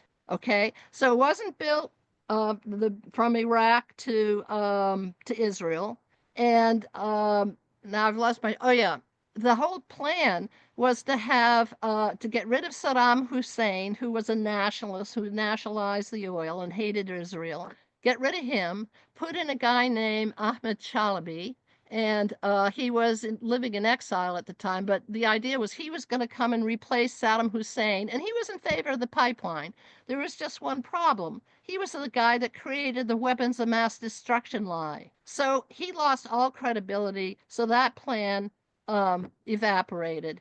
Now, I know I have a limited amount of time, but coming right up to the present, as my book documents, Netanyahu has done 2 previous invasions of Gaza before the October 7th, October 8th, and thereafter. One was in 2009, and the other one was in 2014. Both of them, and this is documented as well in my book, were designed to prevent the Palestinians, the Gazans, from getting access to these huge new oil and gas finds off the coast of Gaza and Israel. They were first found in 2000, and again in 2010. As of today, there is at least $500 billion worth of oil and natural gas off the coast of that eastern Mediterranean. And I have a map that shows the whole dimensions of this huge body of oil and natural gas. And I wrote in it that this is a tinderbox waiting to happen. Now, that was 2022. That's where we are now. If you want to understand what's going on in Gaza, the plans are that this is a long-time plan that Netanyahu has had to run an energy corridor going up the whole coast. And the idea is it will feed Israeli natural gas to Europe, which is now desperately looking for alternatives. Nord Stream 2 pipeline was sabotaged, as we all know, and that would have been supplying cheap Russian oil and natural gas to Europe, and now they don't have it as readily accessible. So, as you can see, Ukraine is in a way linked to the Gaza situation. And back in June 23, there was I think it was in June 23. There was a meeting. The European Union wanted to sign a memorandum of understanding with Israel that the gas would be oil and gas would be shipped up to them. So this is all a large geopolitical plan to develop that whole region. Of course, Jared Kushner talks about how Gaza would make nice waterfront property. He said that in a Harvard meeting with Harvard people in the last year. But this is why they are totally bulldozing the whole area. They never want, Netanyahu and his right-wing cohorts never ever want a Palestinian state. They don't want it getting the oil and natural gas. The argument is that any proceeds that would go to the Palestinians would not go to the Palestinians. It would go towards funding terrorism. That's the argument. So they don't want that. And yeah, stop. It's Go it's ahead, okay. ask. Mike Curtis, did you want to jump in? And then I'd like to call on Dave Saltman if he wants to jump in as well. Yeah, But real quick. This is absolutely fascinating. And if you hadn't written this book, I would have taken it upon myself to do it, because I think it's key to understanding why we can't make the progress we need on climate and why we can't make the progress we need towards peace. It's, Eisenhower warned us about the military-industrial complex. He wanted to include Congress by name in that. But I think that the real omission was the fossil fuel industrial complex, which works hand in glove with the military industrial complex. Absolutely. and has ever since, as Sluggo, as you mentioned, Churchill shifted the British fleet from coal to oil for military advantage. And that was just the very beginning of it. It hit me one day that in World War II, the Allies didn't really win and the Axis didn't really lose. The Axis ran out of gas, literally. The Japanese didn't have enough fuel for return trips for their attack planes. And most of the Allied strategy against Hitler was to deny Germany access to oil fields in Russia and in the Middle East. And when Franklin Roosevelt was finally committed to sending U.S. troops in, he told Churchill, let's marshal our forces and liberate Paris. And Churchill said, screw Paris. Let the French stew in their sauces, whatever. What we need to do is keep Rommel from getting at the oil fields in Libya. And they sent very ill-prepared U.S. troops to basically become cannon fodder to just slow the Nazis down just enough so they would run out of, their supply lines went too long and they weren't able to secure those oil fields. It was all about denying the Nazis the oil they needed to continue their blitzkrieg and to maintain their military advantage. And once that was secured, it was just a matter of time before the Nazis collapsed, and first the Italians, of course. And of course, that was the great mistake that Hitler made was spending all his resources trying to take Stalingrad when he had originally sent the troops down there to get the oil fields. That's right. That's And exactly right. he thankfully got distracted and blew his wad on Stalin. Yeah. David Saltman. Go Also, ahead. as the Russians retreated, they destroyed all the infrastructure, and then they also picked up a lot of their industrial capacity and moved it far out of the reach of the Nazis. So even though they took over land, they didn't have what they needed. Right. And ever since then, access to oil has been the cornerstone of U.S. military policy, and also denying access to oil from our enemies, our adversaries, and even some of our allies to make them all dependent on us. And, right. And you see that with like the attack on the Suez Canal, which Eisenhower told the Israelis to pull out, but the French and the British, again, as our speaker said, they didn't trust the Arabs, especially as the revolutionary fervor was sweeping the region with Nasser putting the access to the Suez Canal at risk, and so much of our oil still flows today. I mean, our oil, the world's oil, flows through the Suez Canal. And I'll just close with this: when Al Gore was running for president, the system, underscored by the military-industrial complex and the fossil fuel industrial complex, said there's no way somebody who wants to support solar energy and getting us to kick our addiction to fossil fuels can ever be president. And they pulled out all stops to stop Al Gore. They didn't care what else he was for, but they weren't going to let us get off of oil because, again, that's the cornerstone of empire. That's the coin of empire. That's both the carrot and the stick that the international fossil fuel military industrial complexes use to keep everybody else in line. And it's driven us towards all these repeated conflicts in the Middle East, the invasion of Iraq, the primacy of Saudi Arabia as calling the shots for the rest of the world because they've got so much of this highly valuable oil. And for Venezuela, it's why we keep trying to foment coups and take over their oil as well. So I'll just leave it at that. Well, there was an astounding in this campaign, and it was really befuddling to me. There was virtually no discussion whatsoever of energy policy. And I have to say that although Biden had the investment, whatever the IRA what was Inflation Reduction Act, which had a lot of solar stuff, no one could have given more money to the nuclear power industry than Joe Biden. And we're going to have to see now, Trump has said he hates wind, but we're going to have to, but Elon Musk, of all people, really knows solar in and out. And we're going to see, see how it plays out with Trump. He's already said he hates wind power, but he hasn't said anything about solar panels yet. And it's going to be. He wants Saudi Arabia to develop its nuclear energy. That's another thing that's on the book.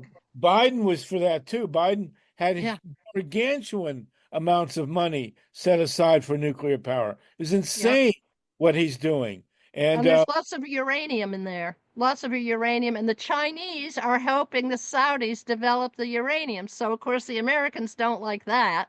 So they got to get their foot in the door.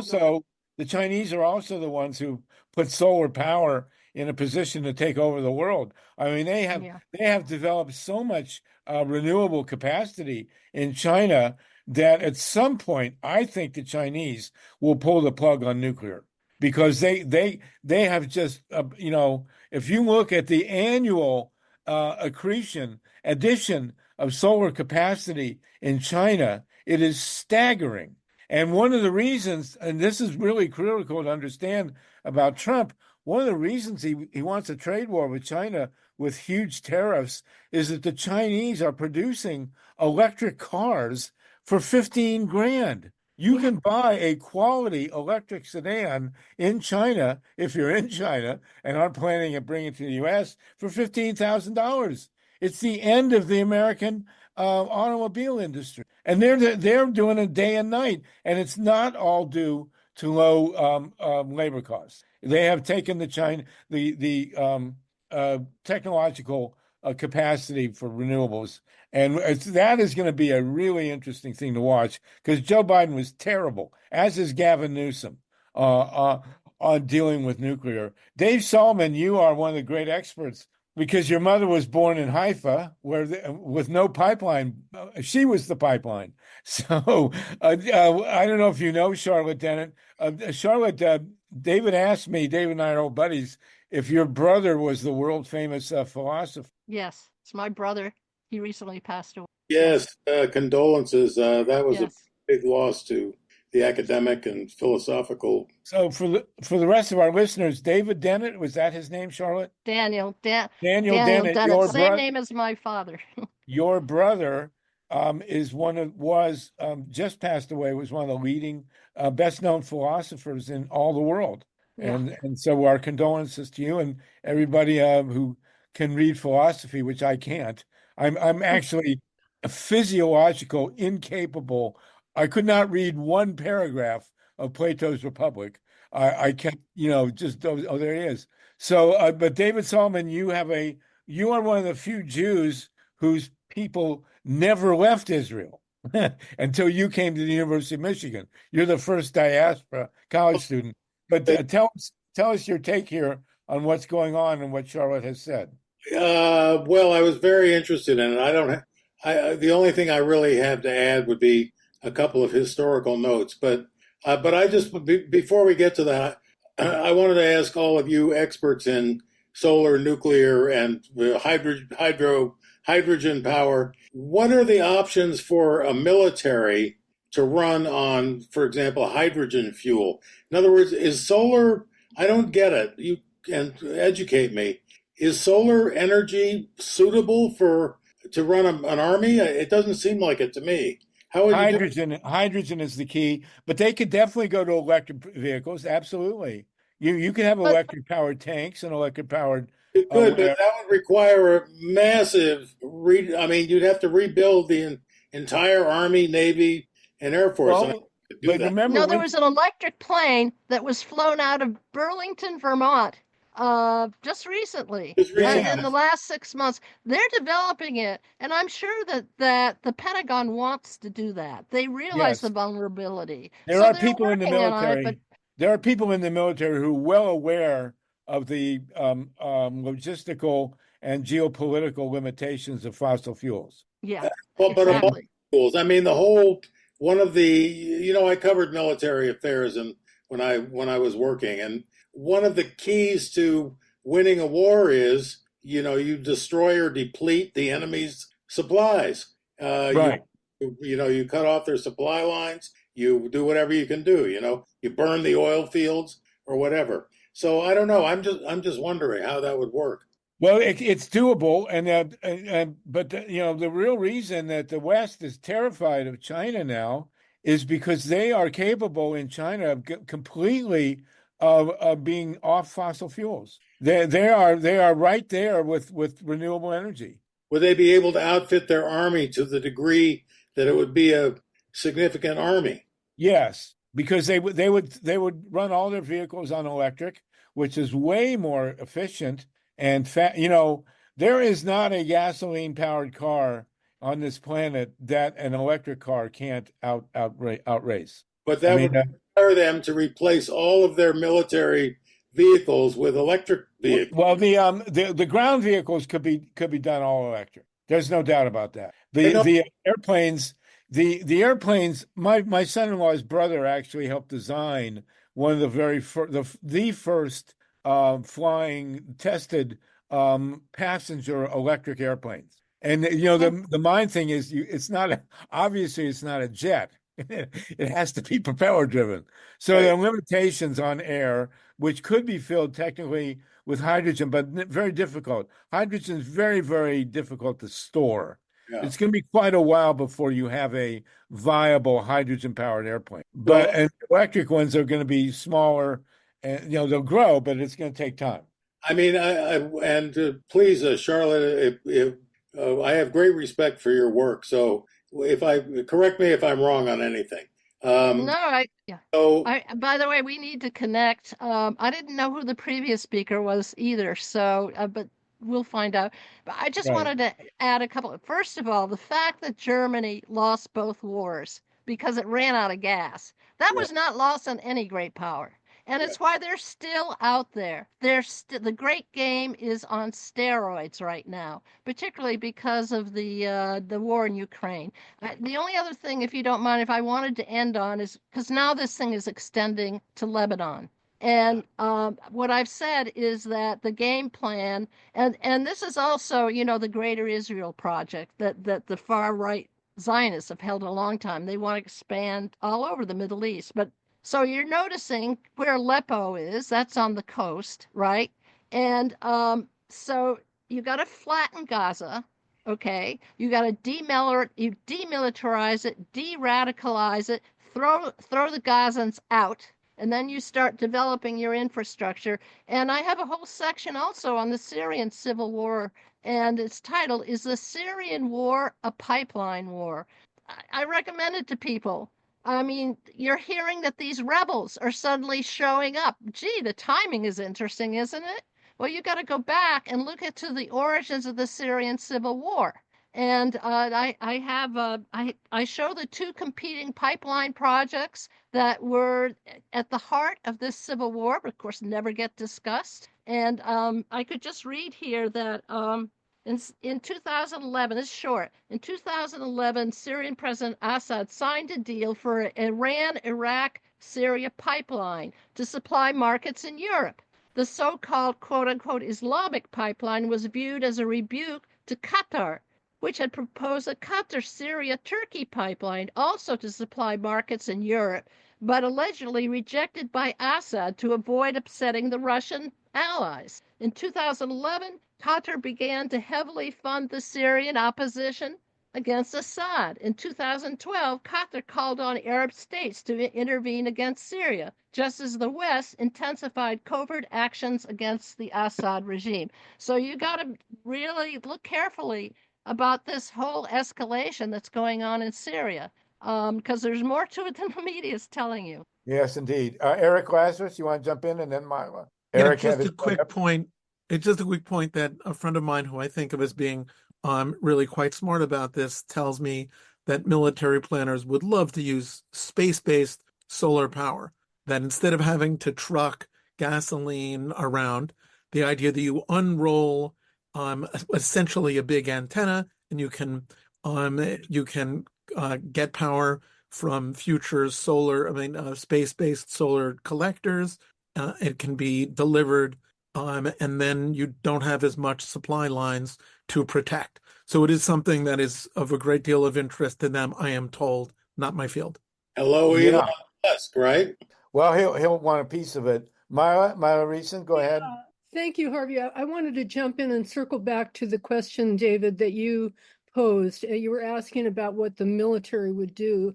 And friend of the show and friend of ours, Stanford professor Mark Jacobson tells us that for large vehicles, for long flights, for big shipping, transocean shipping, that right now what works is hydrogen.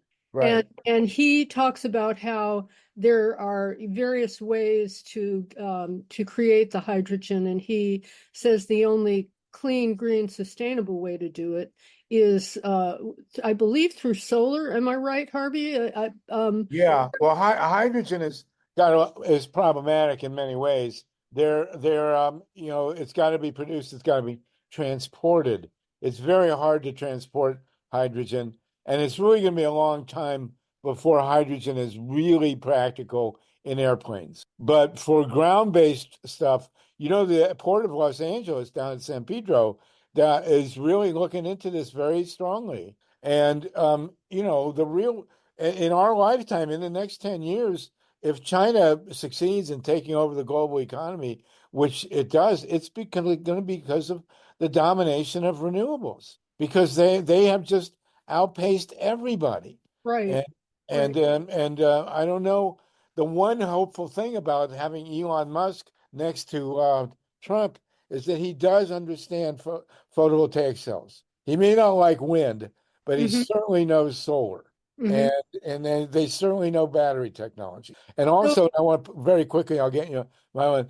There have been two very large finds of lithium in California, and this really changes that part of the pipeline. And one of them is actually a liquid sort of setup, which is very, very easy to mine and not labor intensive at all. And then we have this idiot governor, Gavin Newsom, who's sticking us with Diablo Canyon when we were in the middle of the most significant transition outside of China in the world. California is the fourth or fifth largest economy in the world, and we were ready to go 100% solar. I don't know what happened to Gavin Newsom. He maybe ate the brown acid or whatever, but this is why California is so quadruply significant. Is because we're on the brink. If we can, it's not just the nuclear issue. If we can shut Diablo, we can convert California to solar in a heartbeat. And I don't know what's going on there. Right. Molly, go ahead. Yeah, well, I just wanted to say that you're absolutely right, Harvey. The Chinese are producing very inexpensive electric cars. Last year, they rolled out a fleet of electric cars that have sodium batteries made from sea salt, and they've also developed a battery that's a hybrid salt and lithium battery. And they're just going gangbusters with respect to being able to produce these very, very inexpensive cars. Biden actually, in order to protect the American automotive industry, placed strict tariffs. It won't even, there's this one Chinese vehicle that you can bring to the United States, but you cannot get a permit to drive it on our roadways. So if people have them, they can only drive them on their private property or on some kind of at a theme park. But they're really protecting the American automotive industry, because the American automotive industry at this time cannot compete. Right. But people aren't talking about Tesla. The automobiles, the technology, of course, is advanced, but the cars themselves are junk.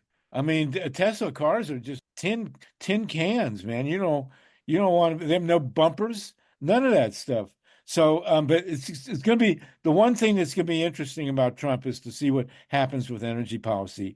And if I'm going to suspect that Trump will not be as big a supporter of nuclear power as Biden was, because they did the IRA and they had all this support for renewables, but hundreds of billions of dollars for nuclear. What's wrong with these people? So anyway, go. I can speak to that just for a second. Go ahead. Trump is completely dependent on oil, the oil industry. Yes, they're his major backer. And the oil industry is going reluctantly to, solar. Yes, but he's been talking to, Elon Musk, I can barely say his name, but he, if anybody knows the power of solar and photovoltaics, it's Elon Musk. And he has and batteries. And so, and the Tesla car, Trump has been screaming and yelling about electric cars, and here his Heinrich Himmler right next to him is the king of electric cars. It's going to be a very interesting dynamic to watch it play out. We're at 4:08 here. We still have 65 stalwart human beings on this call, but we will end at 4:20. David, did you want to say something further? By the way, I've known David Saltman since 1963, and I have never known him to say anything wrong, except about football. Otherwise, I think I got something wrong back in the 70s once. Oh, yeah, I remember that. That's right. Okay, go ahead. I think it was about women, but that's a different story. Okay. Part of the conversation. I think oil is still, for now at least, oil is still the great game and the great prize. And that's why we're seeing in my view, a complete shift of power in the Middle East. That's why we're seeing a connection between Israel and Saudi Arabia. That's why we're seeing the U.S. and Iran have been at odds for some time. It's getting worse. And I think that the new line in the State Department. I don't know anybody in the current administration who's dealing with this. I used to know people, but now I don't know anybody. They all died or retired, like me. But we're going to see an exploitation of the rift between the Sunni and the Shiite Muslims, because the Iranians are supporting the Shiite wing and the Saudis are supporting the Sunni wing, and the U.S. is clearly throwing its weight to the Saudis. And we're going to be best friends with, with the people who murdered that journalist in about 2 minutes. Khashoggi. Yeah. Khashoggi. And I think that's just the reality. And frankly, Charlotte, correct me if I'm wrong, it's exactly the same position that the British were in 1917. It's really the same thing. They went with the oil. Lawrence of Arabia and the Arab Legion conquered Damascus for the British Army. Just as I want to put in a plug for my grandfather. My grandfather was a member of the Jewish Legion of the British Army. So actually, I think that I did take issue with, not really issue, but there wasn't total anti-Semitism in Britain. Winston Churchill was really a philo-Semite, I'm told. And there were 4 battalions of the British Army that were called the Jewish Legion.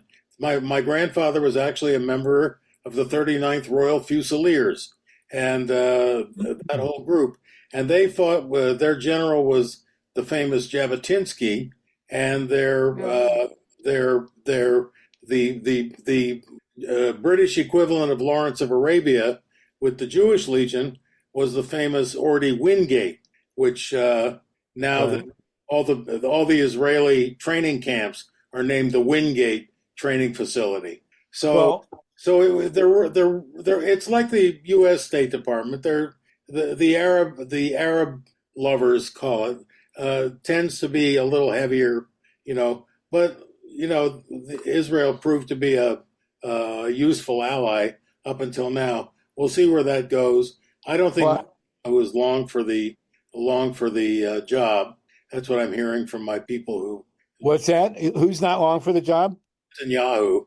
Well, I'm predicting, by the way, that the hostages being held by Hamas will get out on January 20th. I think that's a good call. That's what happened with the Iranian. Exactly. Iran-Contra all over again. That's right. Huh? As our listeners, we still have 60 people with us, will recall, Jimmy Carter lost the election in part in 1980 because of the hostages. They were supposed to get out from Iran, and then they mysteriously at the last minute didn't get out, and then they were released at the nanosecond that Ronald Reagan became president.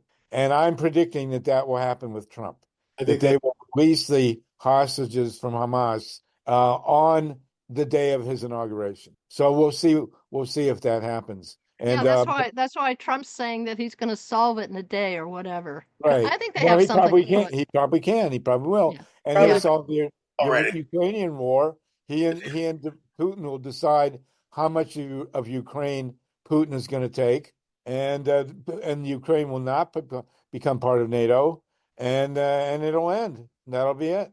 If I could say to wrap at least my part of this discussion up, what I have come to conclude is oil and genocide, the two go together, and they have since when? I mean, let's look at our own country. Well, since Winston Churchill switched the fleet from coal to oil, that's when it started. It started then, but it also started in the American West. I mean, they were going, the indigenous people were slaughtered. It wasn't just for oil then, that it was in its nascent period, but it was for resources. And then my husband and I wrote a book about the genocide of 100,000 indigenous people in the Amazon. We spent 18 years trying to figure what that was all about and what was the role of evangelical missionaries in pacifying the Indians and letting all the big companies come in. And that there was oil behind that. The title of that book is Thy Will Be Done, The Conquest of the Amazon, Nelson Rockefeller and Evangelism in the Age of Oil. That's and we've had Steve, and a great friend of the call is Steve Danziger, who defended the indigenous and has been, completely pillaged by the legal system. By the way, I want to suggest that David, you should write a book about Lawrence T.E. Lawrence, and it should be renamed Lawrence of Texaco, as opposed to Lawrence of Arabia. Okay, we're almost done. Mila, go ahead. Mila. Well, you caught my attention, David, when you said that your grandfather served with Vladimir Jabotinsky. And I believe that it was the military that what I heard was that he was the leader of the Jurgund. What was the Jurgund? That's my question. And the reason I'm asking is because my father was raised by his step-grandfather, who was the younger brother of Vladimir Jabotinsky. Really? Yeah. What was his name? I don't know. His name was Israel Christian. Jabotinsky. And I don't know if there were more brothers, but he was a teacher of rabbis, Israel Jabotinsky. Okay, well, listen, we're almost out. Okay. That's really interesting. So, You guys should, David, you and I Mila want- should be in touch. Right. Let's be in touch, David. And somebody's saying Robert Kennedy was involved in Ecuador. As you may know, by the way, Robert Kennedy wrote the introduction to the book Solartopia. And somewhere along the line, if he gets approved, we want to ask him about the future of renewables. Mike Hirsch has the hand and probably the last word. Go ahead, Mike. Well, I just wanted to say I'm really interested in what Charlotte has to say. So I'll be here next week, and hopefully, Charlotte, you'll come back again. But I'd like you to close out if you would. Well, I just want to continue the oil and genocide analogy, because what we've learned is that there was an oil factor for why Roosevelt did not rescue the Jews soon enough. And it all had to do with him appeasing King Ibn Saud. Ibn Saud did not want Palestinians Jews to migrate to Palestine. And there's an oil connection to the Armenian genocide. That's also has to do with the development of the Berlin to Baghdad Railway, which was a German-owned railway that the Germans built. The Turks offered oil on either side of the railway. It freaked out the British. It concerned them. People now acknowledge it as a cause of World War I. And who got sacrificed then? The Armenians. So it just keeps going on, and they're not held accountable. And there's a great historian, Alfred McCoy, who's at the University of Wisconsin, who also wrote The Politics of Heroin in Southeast Asia, who writes about the Great Game being focused in that, that where Europe, Africa, and Asia all come together, which is, guess what, Israel. So there you go.